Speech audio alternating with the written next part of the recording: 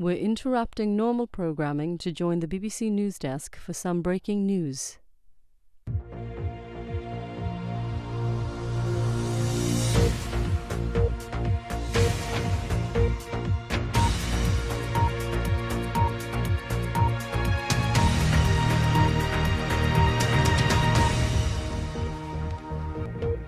Welcome to the BBC News Desk. We bring you breaking news of a serious incident between Russian and NATO warships off the coast of Turkey. Although the details are uncertain, early reports indicate that Russian fighter jets were fired upon by naval vessels of the Turkish military who are part of NATO forces operating in that region. It is unclear at this stage whether these jets were shot down or not. This incident comes in the wake of a similar event some months ago, in which 2 Russian pilots were killed after being shut down by Turkish surface-to-air missiles after the Russian jets apparently strayed into Turkish airspace. It is not known what caused this latest incident, or at exactly what time the conflict took place, but it is believed that it happened earlier today, and that Russian forces may have returned fire. Government has convened a meeting of the Emergency Cobra Committee, and senior members of the British military have been seen entering 10 Downing Street.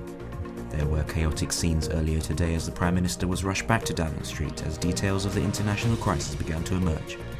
He had been due to attend a meeting with senior business leaders in the city today, followed by a cross-party governmental committee meeting on electoral reform, but these plans have been cancelled in light of current developments.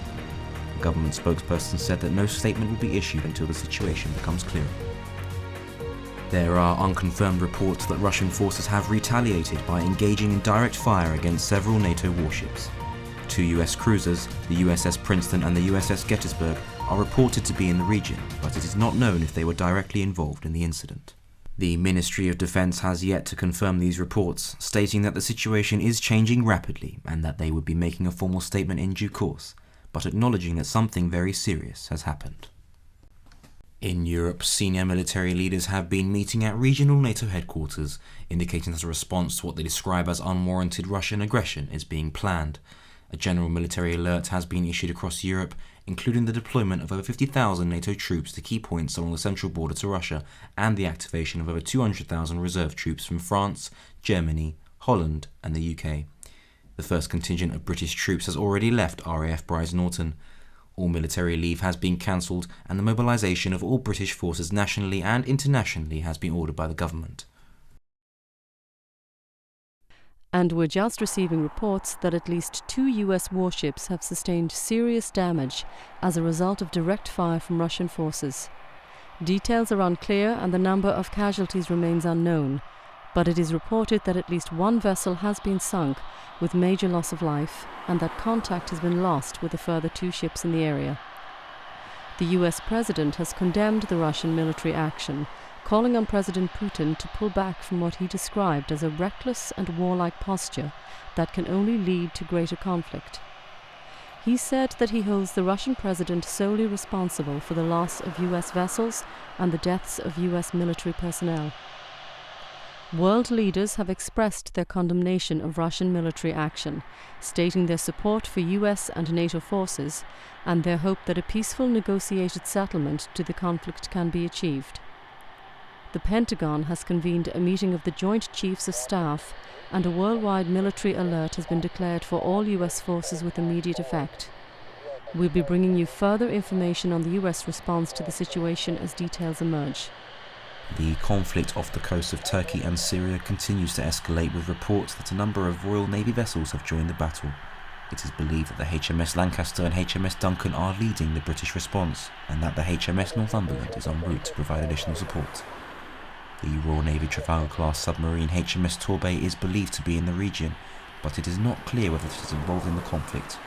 The Ministry of Defence has declined to comment, stating that the military response to the situation would be proportionate, but that it would not be appropriate to discuss any details thereafter. Several destroyers from the Russian Black Sea Fleet have been spotted in the Aegean Sea, indicating a potential major escalation in the scale of the conflict and increasing fears that the fighting may get out of hand before a political solution can be negotiated. In response to global condemnation of Russian military action, President Putin has stated that Russia will use whatever means are necessary to defend itself, including the use of its strategic military capabilities. Russian forces are already at a heightened state of combat readiness, following significant military exercises over recent months and the deployment of the S-400 advanced surface-to-air missile system along the Turkish border and in eastern Ukraine. News of the outbreak of military action between Russia and NATO has been greeted across the globe with expressions of concern and alarm. Reporting restrictions have been imposed due to the sensitivity of divulging troop movements, but we are hoping for an update from our local reporters in the region and from other news networks in due course. In the UK, the mobilisation of the armed forces is continuing, with a full recall of all reserve forces and heightened security at military bases and airfields. Typhoon fighter jets from 29th Squadron at RAF Coningsby in Lincolnshire and 6th Squadron at RAF Lossiemouth in Scotland have begun patrolling UK airspace, and restrictions on civilian and commercial air traffic have been imposed around military and nuclear power facilities. The Ministry of Defence has ordered the dispersal of key military forces and strategic bomber aircraft to various bases across the country, and the British submarine fleet has left the naval bases at Faslane in Scotland and from Portsmouth on the south coast.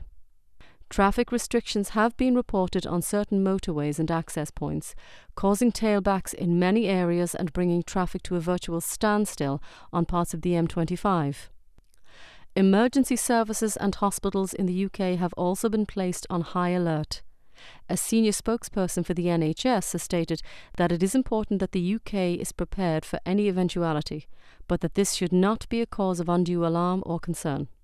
And just to recap on the main points so far, a serious incident has been reported between Russian and NATO military forces off the coast of Syria, apparently resulting in direct fire from Russian warships against US and British naval forces, resulting in the loss of at least one naval vessel and with casualties now exceeding over 200 troops killed and several hundred more either injured or unaccounted for.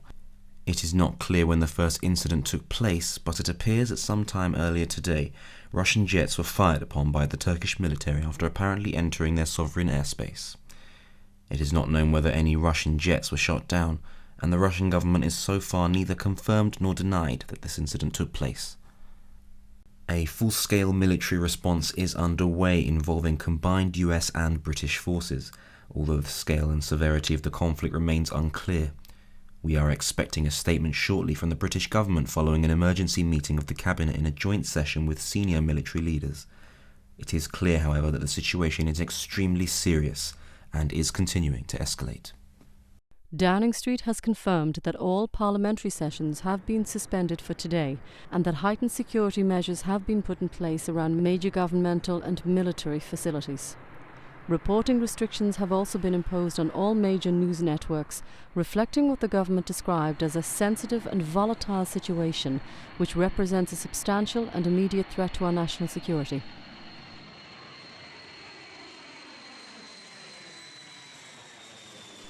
And in breaking news, Buckingham Palace has announced that the Queen and senior members of the royal family have been evacuated to a secure location outside London. No details have been given, and it is not clear when exactly the evacuation took place, but sources indicate that the decision was based on advice from the Defence Secretary. The Queen is apparently fully aware of the ongoing situation and is being kept informed of developments as they occur. Buckingham Palace has said that they will not be issuing a formal statement beyond this announcement, but that they urged people to remain calm and to monitor the situation closely. And with the latest report from the conflict, it is believed that the Russian heavy cruiser Kirov has been hit by a missile fired from the British naval fleet, apparently sustaining major damage with many casualties. Heavy fires on board have been reported as NATO forces continue to retaliate. Russian search and rescue vessels are on the scene with additional support en route from the Black Sea Fleet, who are expected to arrive in the region shortly. And we do now have footage of the conflict from the region. This is the scene of Russian warships based directly off the coast of Syria. These are truly extraordinary scenes. Russian warships firing directly at US and British forces from NATO in what now must surely represent a state of war.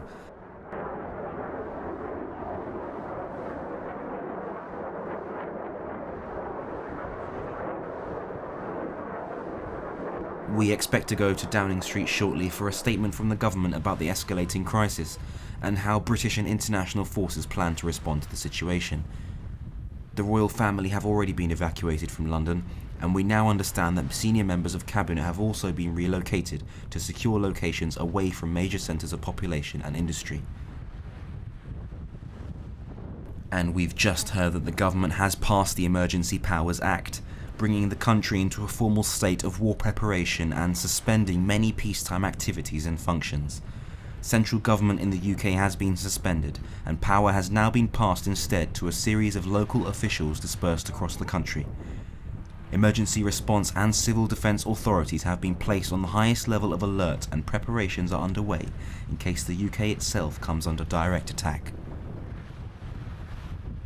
We go now to our senior military correspondent, retired Army General and head of British Armed Forces Sir Norman Fairchild, who has been closely monitoring the situation. Thank you for joining us. Firstly, can you give us your assessment of the situation and where you think things might go from here? Well, this is clearly a very serious situation, but one I have to say that might have been foreseen. It has been clear for some time that there's been a more fundamental tension between Russia and the West regarding the encroachment of NATO forces and defense systems upon the Russian border and historical territory, so this possibly has been coming for some time. The conflict in the Ukraine and in Syria has significantly increased the likelihood from the various forces would come into direct conflict at some stage, and this is certainly something that many people feared might happen. And based on the reports you've seen so far, can you tell us about the Russian military mindset and what the next stage of this conflict might look like? Well, I think we need to bear in mind that Russian forces have been building their military strength for a number of years, investing heavily in advanced technology and having a level of war readiness that few countries could claim. We have seen several large-scale military exercises by Russian forces, which of course is a convenient way of disguising the deployment and positioning of its military assets, and they of course know that Western forces are already fully committed in various conflicts in the Middle East. I have to say that I'm not convinced that this particular episode off the coast of Syria, as serious as it is in itself, is the full picture. I believe that this is part of something much bigger, and is more likely in fact to be a diversion from Russia's true military intent, which remains to be seen.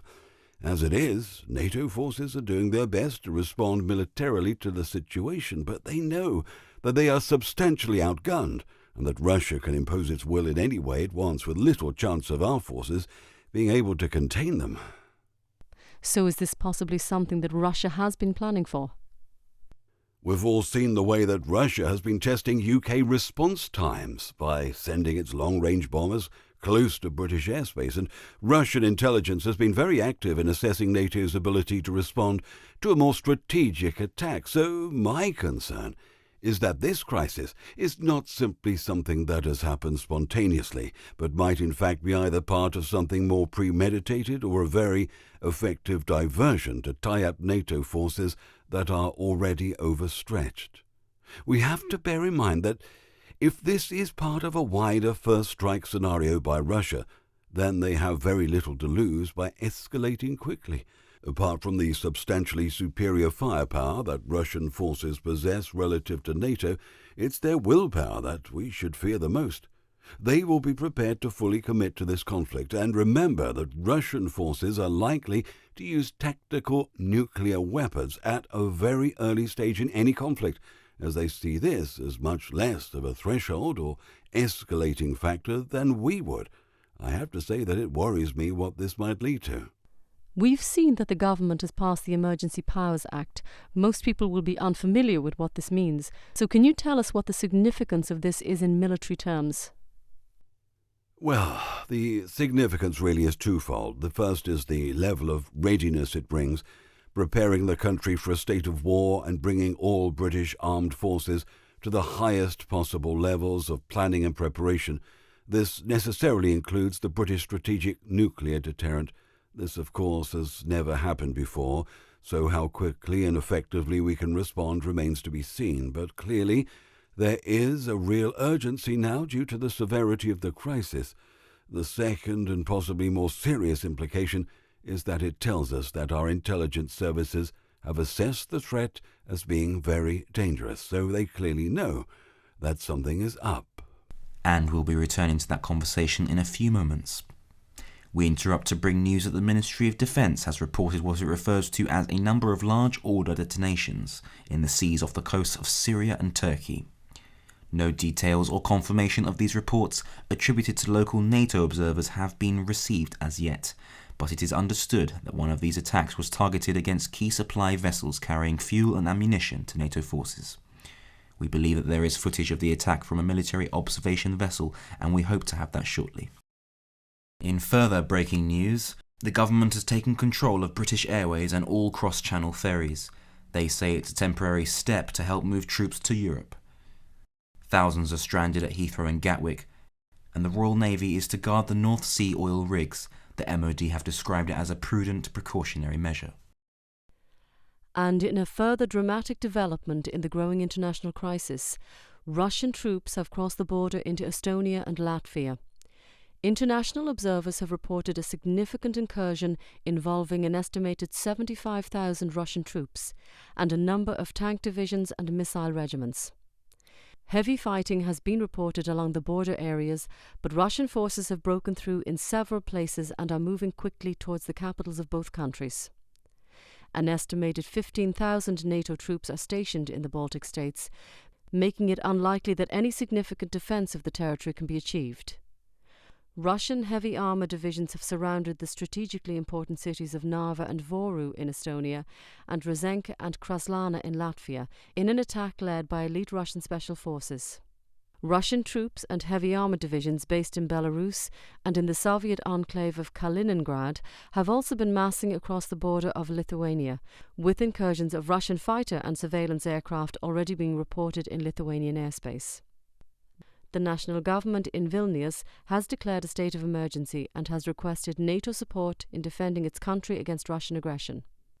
In Washington, an emergency session of the United Nations Security Council is underway, and the Russian ambassador to the United States is currently meeting with senior officials at the White House in what is being described as a frank and earnest exchange of views about the growing international crisis. In Moscow, Russian President Vladimir Putin has defended the actions of his military forces, stating that Russia has been provoked beyond measure by years of political and military encroachment by Western nations, and that the time had come to assert its right to defend legitimate cultural and political interests in former Soviet countries. It is not known whether the US president has had any direct contact with his Russian counterpart, or whether the so-called hotline between the White House and the Kremlin, in place since the Cuban Missile Crisis, has been used since the conflict started. The US President, the US Secretary of State and the Secretary of Defense, plus a number of other key political and military leaders, have left Andrews Air Force Base in Air Force One and are likely to remain airborne until the crisis has stabilized. NORAD has declared DEFCON 2, bringing all American strategic nuclear forces to a high state of readiness and sending America's strategic bomber wings to their assigned fail-safe points across the globe. All remaining vessels of the US submarine fleet have sailed from their bases, joining an already substantial contingent of naval vessels in international waters. In the UK, military and civilian authorities are continuing their preparations to respond to the growing crisis. All non-essential and elective surgeries have been cancelled by the NHS, and hospitals are being cleared of non-critical patients to make way for potential casualties in the event of a wider conflict. A number of American B-52 long-range bombers and B-2 stealth aircraft have been seen leaving RAF Fairford, a primary forward staging base for United States Air Force strategic assets in the UK. The Prime Minister and senior members of Cabinet are directing emergency operations from an undisclosed location outside of London, along with the head of British Armed Forces and other senior military leaders. In a brief interview with reporters, the Prime Minister expressed his shock and concern about the incident between Russian and NATO forces. Prime Minister, can you give us your reaction to today's events and what this means for Britain's relationship with Russia? It is an absolutely appalling, shocking, horrific incident that has taken place, and we've got to get to the bottom of what happened and how this happened. We have some information, but we need to find more information. And Prime Minister, can you comment on rumours that Russian forces have used tactical nuclear weapons in the conflict against NATO forces? Well, information is coming in all of the time, but it's not possible to say more at the moment. American B-2 nuclear stealth bombers have been seen leaving Aviano Air Force Base in Italy. It is not clear whether they are equipped with nuclear weapons, but a senior US military spokesperson has stated that a non-conventional military response may be required and that they needed to be prepared for any eventuality. It is not known whether the bombers will be engaging directly in the conflict off the coast of Syria, or whether they will be deployed to the Baltic states to defend Latvia and Lithuania against the Russian military invasion. The B-2 bombers are practically invisible to radar and are capable of staying airborne for prolonged periods during a conflict. American AWACS surveillance aircraft along with several airborne refueling aircraft have also left Aviano Air Force Base to support military operations in the region. The Polish government has expressed their concern about the accumulation of Russian forces along its northeastern border with Belarus, fearing that they may push towards Germany and in doing so reclaim many regions within its country that used to be under Soviet control. Poland for many years has permitted NATO early warning and defence missile systems on its territory, and these are likely to be targeted by Russia in any significant move of its army towards Western Europe. Large-scale evacuations have already been reported in Warsaw and Krakow, prompting fears that the movement of people away from major cities might interfere with the deployment of troops and military vehicles to key defence positions. All civilian and commercial air traffic in the region has been suspended, and emergency civil defence measures have been initiated by the Polish government. The Aegis anti-ballistic missile system, in the early stages of its implementation in Poland, has been activated, although it is unclear how effective it would be should Russia launch a large-scale nuclear first strike. And we can now join our correspondent, Sophie Jones, who is stationed with the British Naval Fleet somewhere in the Mediterranean Sea. We are not allowed to give any details of their exact location at this time, and we believe that they have updated information about the type of weapons used by Russia against NATO forces. Sophie, can you hear me okay? Yes, I can hear you just fine. Sophie, joining us on the call is our military advisor, Sir Norman Fairchild. But first, can you tell us as much as you can about latest developments in the conflict? Well, things have been moving very quickly from what started earlier today as a rumour that Turkish forces had fired on Russian jets to a situation where NATO and Russian forces have been firing directly on each other. As you know, there has been a significant presence of British and US warships and aircraft carriers in the region because of the ongoing conflict in Syria, but no one had anticipated that the situation could change so quickly, and there has been a great deal of confusion as NATO forces have tried to respond. We've already seen footage of Russian warships firing precision-guided missiles, and we can report significant losses of NATO vessels and Navy personnel as a result. US and British warships have been returning fire and sorties of fighter aircraft are engaging with Russian forces, and as you can imagine, casualties are significant. Sophie, we believe that we can now look at footage recorded not long ago, which we are keen to share with our military expert. Can you tell us something about this? Yes, we do have footage from a stationary camera on board a NATO observation vessel, which was sailing close to a supply convoy carrying supplies of fuel, ammunition and military equipment, which of course is critical to the ability of NATO forces to sustain this battle. We understand that Russian submarines have been using their torpedoes against supply convoys, as well as warships and aircraft carriers. But what is significant here is that in each case a massive explosion has occurred, almost too big to describe. We have thought the torpedo had struck an ammunition storage vessel, but the fact that we have had at least 3 such explosions reported suggests that this is not the case. If we can roll the tape now, you'll see a distant view of the supply convoy, partially masked by one of the fuel tankers in the foreground, a couple of kilometres or so away from the camera. What happens then is just incredible. It seems to be a huge detonation underwater. The blast itself was at least a mile so wide and must have wiped out at least 20 or 30 vessels in one go. Let's go straight to our military expert for his view on this incredible footage. Can you tell us what type of weapon you think the Russians are using here? Well, I have to say that this is very disturbing. This is not a conventional torpedo by any means, and there is no doubt in my mind that Russia are using a nuclear-tipped torpedo, which would explain the extraordinary scenes we've just witnessed. I strongly suspect that they used a T5 nuclear torpedo, which generally has a yield of around 10 to 20 kilotons, and certainly would be capable of delivering the type of impact we've seen in this footage. And I have to say that this brings us into a completely different type of game. There is absolutely no way that NATO can compete against this type of weaponry by relying purely on its conventional forces. So the question is how they will choose to respond in light of these developments. We're just receiving reports that the Russian Air Force has bombed several military installations in Poland, and that Russian tanks and heavy armoured divisions have crossed the border from Belarus into Poland just west of the city of Brest, which must surely mean that they will push directly towards the city of Warsaw. A statement from NATO Central Command is expected shortly, and we will bring that to you as soon as it comes in.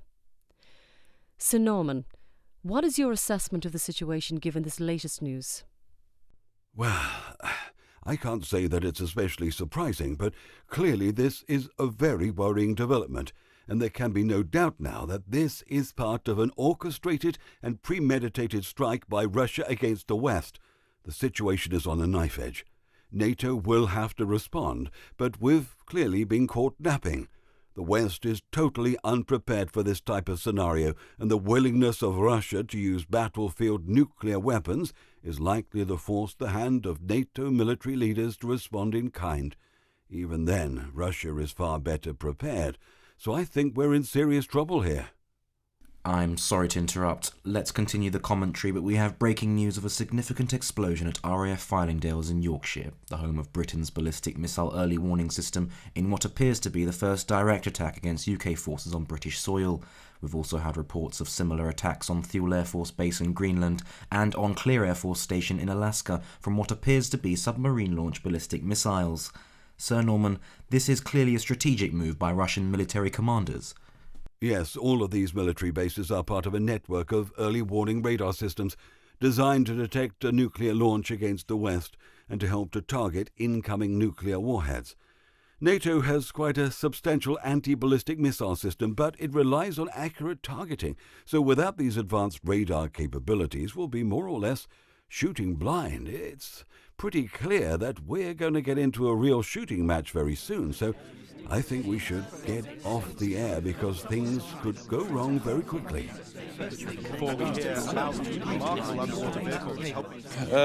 The security environment in which we meet today is dark. This nuclear saber rattling of Russia is unjustified, it's destabilizing, and it's dangerous. And this is something which we are addressing, and it's also one of the reasons why we now are increasing the readiness and the preparedness of our forces, and we are responding by making sure that NATO also in the future is an alliance which provides deterrence and protection for all allies against any threat. And we've just had a statement in from NATO Central Command. Western forces have used battlefield nuclear weapons against advancing Russian troops in eastern Poland, and have also confirmed the destruction of the Russian city of Kaliningrad, which was a major military centre and submarine base. A NATO spokesperson has said that efforts to contain the conflict are ongoing, and that the American and Russian presidents are in direct contact at this time. American B-2 strategic bombers have attacked Russian military bases in Belarus, and B-52 long-range bombers continue to approach Russian sovereign airspace.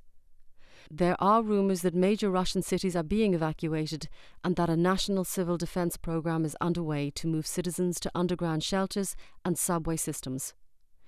In Britain, the Ministry of Defence has said that it continues to monitor the situation very closely, and that all efforts are being made to ensure the safety and security of the United Kingdom.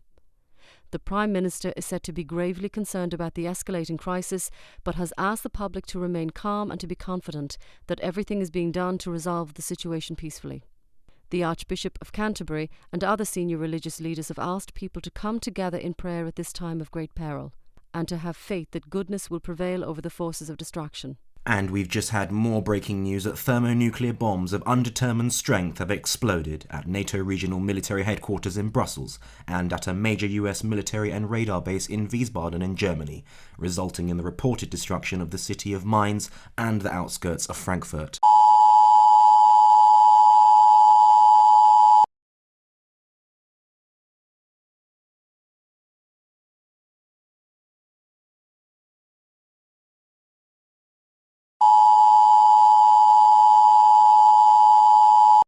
This is an emergency broadcast from the BBC. Confirmation of a nuclear attack against this country has been received. Please stand by for further information. This is not a test.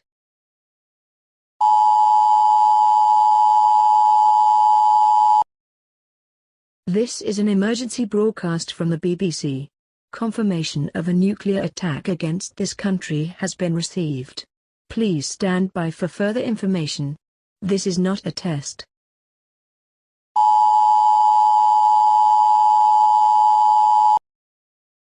This is an emergency broadcast from the BBC. Confirmation of a nuclear attack against this country has been received. The threat level is extreme, meaning that a major attack is imminent. All airports and motorways have been closed for military use. Non-essential telephone lines have been disconnected. Civilians are advised to stay indoors.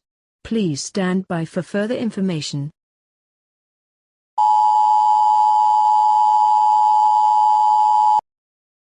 This is an emergency broadcast from the BBC. Confirmation of a nuclear attack against this country has been received. The following locations have been identified by radar tracking as primary targets: London, Manchester, Birmingham, Leeds, Liverpool, Portsmouth, Glasgow, Belfast, Crewe, Newcastle, Cardiff, Oxford, Sheffield, Plymouth, Edinburgh, Aberdeen, Derby, Bradford, Coventry, Folkestone, Swansea, Northampton, Bristol, Preston, Ipswich, Barrow-in-Furness, Leicester, Carlisle, Lancaster, Dover, Perth, Fort William, Faslane, Hull, Southampton, Cambridge, and Newport. All major airports, power stations and military bases across the country have also been identified as primary targets. Civilians are advised to seek immediate shelter in the most secure location in your home. Create an inner refuge if possible by stacking furniture, mattresses or any heavy objects to protect you from the effects of blast and fallout. Stay away from windows and external doors. Turn off all gas appliances, and extinguish any open fires or flames. Gather as much drinking water and food as possible, and store them in your inner refuge. Please stand by for further information.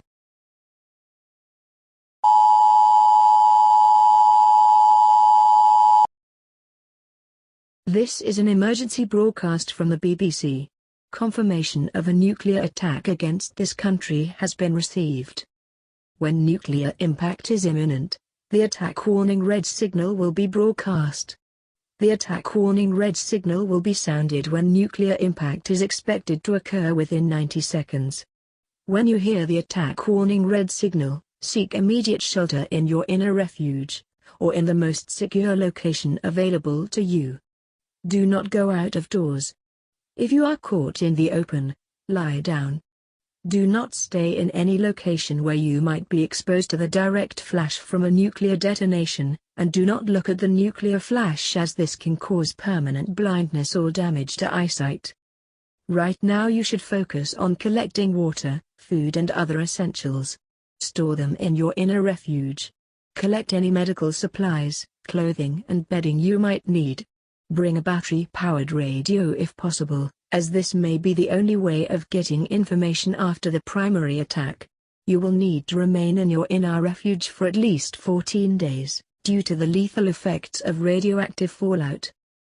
After the main nuclear attack is over, it is unlikely that any rescue or firefighting resources will be available. Radioactive fallout and damage to infrastructure and transportation links will make it difficult for your local civil defense authority to reach you within the first week of an attack. Store your food and water carefully, and use fresh produce first, leaving canned or preserved foods for later. Do not leave your shelter to seek out medical assistance, food or drinking water, as radioactivity levels will be extremely dangerous for at least the first 7 to 10 days. If you have any fatalities as a result of the attack, you should wrap the body as tightly as possible in paper, polythene, sheets or blankets, and move the body to a nearby. Attack warning red. Attack warning red. Seek immediate shelter. Seek immediate shelter. Attack warning red. Attack warning red.